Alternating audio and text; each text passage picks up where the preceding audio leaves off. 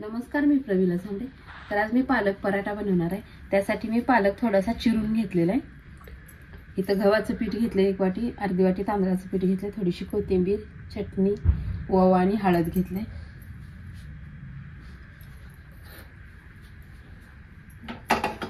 तर आता गॅसवर मी कढई ठेवली आहे। कढईमध्ये आपल्याला थोडंसं तूप टाकून घ्यायचं आहे। तूप बघा थंडीमुळे पूर्ण आळलेलं आहे।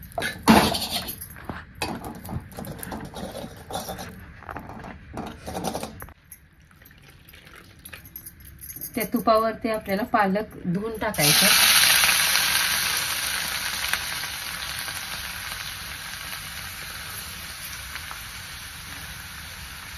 तर आपल्याला 1 मिनिटभर ह्या तुपावर भाजी परतून घ्यायची आहे। हे थोडीशी बारीक शिजू द्यायची, थोडीशी शिजली पाहिजे। तर बघा भाजी मी 1 मिनिटभर तुपावर परतून घेतलेली आहे। तर मी ह्यात मीठ पण नाही टाकलं तरी पाणी झालेलं आहे, पाणी पण आटलंय। आता मी गॅस बंद करते। तोपर्यंत खाली गव्हाचं पीठ घेते मी, अर्धी वाटी तांदळाचं पीठ आहे। यात आपण ही तुपावर परतलेली भाजी टाकायची आहे पालकची।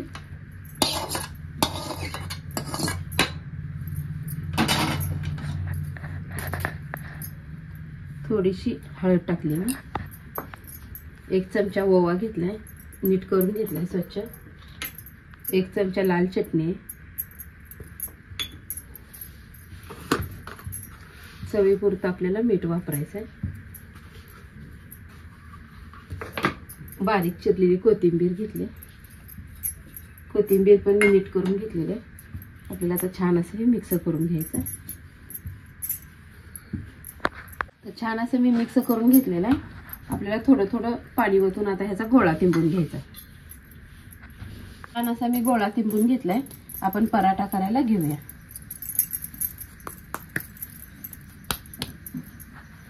जास्त मोठा लहान तुम्हाला, तर आता छान असा आपल्याला पराठा लाटून घ्यायचा आहे। मी थोडंसं तेल लावून घेते, मधून थोडंसं पीठ टाकते, जसं आपण चपाती लाटतो त्याचप्रमाणे लाटून घेणार आहे।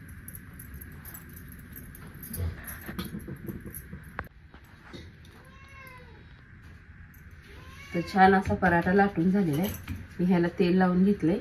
आता आपल्या भाजण्यासाठी तव्यावर टाकून घेतलेलं आहे। तर ह्या पण साईडने मी छान असं तेल लावून घेते।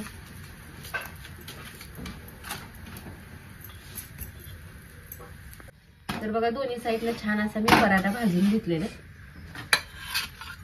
तर आता दुसरा पण पराठा मी तसाच भाजून घेणार आहे। तर बघा दोन्ही साईडने छान असा पराठा भाजलेला आहे। तर ही लहान मुलांच्या डब्यासाठी किंवा लहान मुलांना खाण्यासाठी एकदम चांगला पराठा आहे, पौष्टिक असा। तर तुम्ही पण बघा अशा पद्धतीने बनवून बघा। आणि माझा व्हिडिओ आवडला तर नक्कीच लाईक करा, सबस्क्राईब करा। फेसबुकवर बघत असाल तर फॉलो करा।